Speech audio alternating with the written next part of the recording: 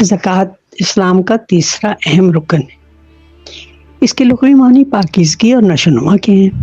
پاکیزگی سے مراد یہ ہے کہ اللہ تعالیٰ نے ہمارے مال و دولت میں ناداروں کے لیے جو حق مقرر کیا ہے اس کو خلوص دل اور رضامندی سے ادا کیا جائے تو ہمارا باقی مال پاکیزہ ہو جاتا ہے۔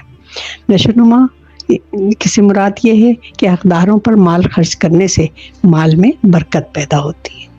دینی اصطلاح میں زکوٰۃ ایسی مالی عبادت ہے جو ہر صاحب نصاب مسلمان پر اپنے مال کا 40واں حصہ یا 2.5% نکالنا فرض ہے، جو نادار، غریب، یتیم اور مستحقین کو ادا کیا جاتا ہے۔ زکوٰۃ سونا، چاندی یا نقدی پر یا جانوروں پر، زمین کی پیداوار پر مقرر کردہ نصاب کے مطابق فرض ہے۔ سونے کے لیے ہے کہ اگر 7.5 تولے سونا ہو یا 52.5 تولے چاندی ہو یا اس کے مساوی مال تجارت ہو تو پھر وہ صاحب نصاب کہلائے گا، لیکن ایک شرط یہ بھی ہے کہ اس پر اگر سال گزر جائے تو۔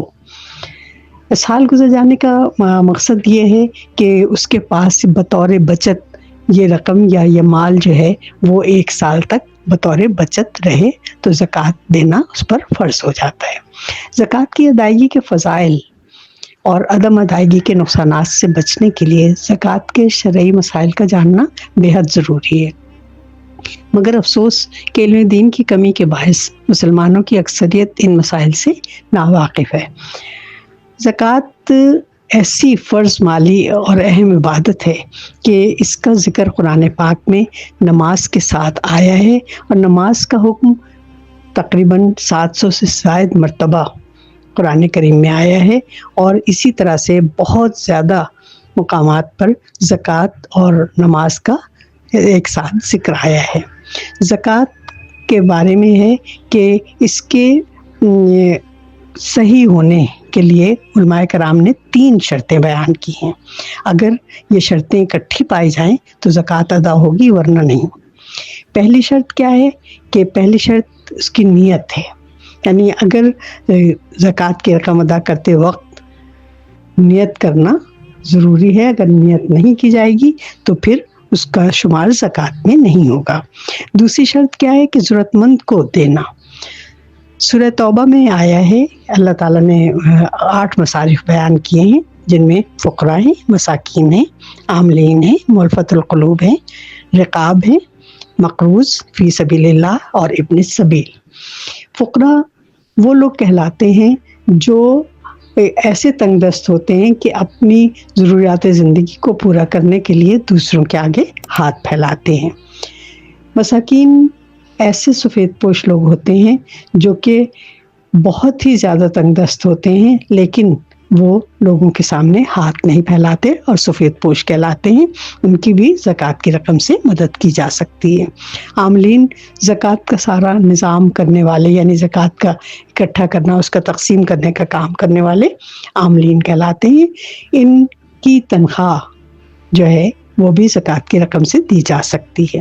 مؤلفۃ القلوب سے مراد یہ ہے دل جوئی کرنا، یعنی ایسے لوگ جو نو مسلم ہوں اور تنگ دست ہو گئے ہوں، یا ان کے اپنے لوگوں نے ان کو اسلام قبول کرنے کی وجہ سے ان کا ساتھ چھوڑ دیا ہو، یا ویسے ہی مفلس اور تنگ دست ہوں، تو اس خیال سے کہ ایسا نہ ہو کہ وہ اسلام کو سے دوبارہ واپس ہو جائیں اپنے پہلے مذہب کی طرف، تو ان کی دل جوئی کے لیے زکوٰۃ کی رقم سے ان کی مدد کی جا سکتی ہے۔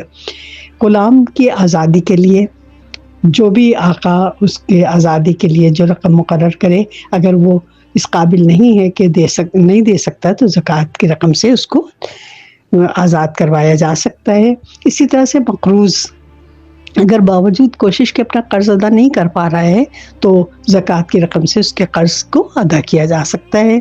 فی سبیل اللہ یعنی اللہ تعالیٰ کی راہ میں جہاد کرنے والے اگر ضرورت مند ہیں تو ان کی مدد کی جا سکتی ہے زکوٰۃ کی رقم سے۔ ابن سبیل مسافروں کو کہا جاتا ہے، اس کے لیے ضروری نہیں کہ مسافر نادار ہی ہو سکتا ہے وہ اپنے ملک میں یا جہاں وہ رہتا ہے وہاں پر وہ مالدار ہو، صاحب حیثیت ہو اور خود صاحب نصاب بھی ہو سکتا ہے، لیکن وہ اگر حالت سفر میں کسی لحاظ سے بھی محتاج ہو گیا ہے تو زکوٰۃ کی رقم سے اس کی مدد کی جا سکتی ہے۔ تیسری شرط جو ہے وہ یہ ہے کہ مالک بنانا ضروری ہے، مستحق کو مالک بنانا بہت ضروری ہے۔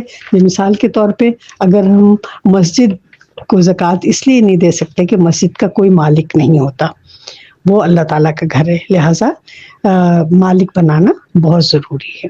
ویسے یہ کہ وہ کون لوگ ہیں، سب سے پہلی شرط تو صاحب نصاب ہونے کی ہے، لیکن ایسا بھی ہو سکتا ہے کہ وہ صاحب نصاب ہوں لیکن ان پر زکوٰۃ دینا فرض نہیں ہے۔ مثلا زکوٰۃ دینے کے لیے 10 شرائط ہیں۔ مسلمان ہونا فرض ہے، کافر پر زکوٰۃ نہیں ہے، آزاد ہونا فرض ہے، غلام پر زکوٰۃ دینا فرض نہیں ہے، بالغ ہونا جو ہے وہ فرض ہے، بچے پر زکوٰۃ فرض نہیں ہے، عاقل ہونا ضروری ہے کہ زکوٰۃ کے فرض ہونے کے لیے شرط ہے، کسی دیوانے پر زکوٰۃ فرض نہیں ہے، مکمل ملکیت ہونا ضروری ہے، یا مال کا حاجت اصلیہ یعنی روٹی کپڑا اور مکان سے اگر زائد ہوگا تو وہ زکوٰۃ دے سکتا ہے، ادروائز وہ زکوٰۃ نہیں دے سکتا۔ یا پھر اتنا مقروض نہ ہونا کہ اگر قرض ادا کیا جائے تو آدمی صاحب نصاب نہ رہے۔ تو یہ وہ شرائط ہیں جن پر زکوٰۃ کے دن فرض ہونے کی موجود ہیں۔ اس کے علاوہ ایسا ہے کہ زکوٰۃ کی ادائیگی کے لیے جیسے کہا گیا ہے کہ نیت کرنا ضروری ہے، اسی طرح سے یہ بھی ہو سکتا ہے کہ نیت کر کے ایک ہی دفعہ تمام رقم جو ہے نکال کر کسی کو بھی دے دی جائے، کسی ایک شخص کو بھی دی جا سکتی ہے اس کی ضرورت کے مطابق۔ اور یہ بھی ہو سکتا ہے کہ زکوٰۃ کی رقم جو ہے وہ نکال کر علیحدہ کر لی جائے اور تھوڑی تھوڑی دیتا رہے، جس کو بھی محسوس کرے کہ کون اس کا زیادہ مستحق ہے اس کو دے دیا جائے۔ ہم نے یہ تو جان لیا کہ زکوٰۃ کے مصارف کون کون سے ہیں، کن لوگوں کو زکوٰۃ دیں، لیکن یہ بھی جاننا ضروری ہے کہ ہم کن لوگوں کو زکوٰۃ نہیں دے سکتے۔ سب سے پہلی بات تو یہ کہ سادات جو ہیں ان کو زکوٰۃ نہیں دی جا سکتی، ان کے احترام میں ان کو زکوٰۃ نہیں دی جا سکتی۔ ماں باپ کو زکوٰۃ نہیں دی جا سکتی اور ان کے ماں باپ کو بھی زکوٰۃ نہیں دی، یعنی نانی نانا دادی دادا جو ہیں ان کو زکوٰۃ کی رقم سے ان کی مدد نہیں کی جا سکتی۔ بیٹی بیٹا کو زکوٰۃ نہیں دی جا سکتی اور ان کی اولاد کو بھی زکوٰۃ نہیں دی جا سکتی۔ پھر اس کے علاوہ شوہر بیوی کو اور بیوی شوہر کو بھی زکوٰۃ نہیں دے سکتی۔ ویسے یہ ایسی اہم عبادت ہے کہ اس کے بارے میں جب نبی اکرم صلی اللہ علیہ وآلہ وسلم کا وصال ہو گیا اور آپ کے وصال کے بعد کچھ لوگوں نے زکوٰۃ کی ادائیگی سے انکار کر دیا تو حضرت ابوبکر صدیق رضی اللہ تعالیٰ عنہ نے ان کے خلاف جہاد کیا۔ گویا یہ ایک فرض مالی عبادت ہے جس کے ادا کرنے کے بارے میں بہت زیادہ تاکید ہے، اور اس کے نہ ادا کرنے کی صورت میں قرآن کریم میں اس کی وعید آئی ہے، یعنی اس کی بہت سخت سزا ہے۔ جانوروں پر زکوٰۃ نہ دی گئی ہو، سونے چاندی پر زکوٰۃ نہ دی گئی ہو، کسی چیز پر بھی اگر زکوٰۃ کی ادائیگی نہیں کی ہے اور صاحب نصاب ہے تو اس کے لیے اللہ تعالیٰ کے وہاں عذاب ہے۔ وَمَا عَلَيْنَا إِلَّا الْبَلَاغُ الْمُبِينُ۔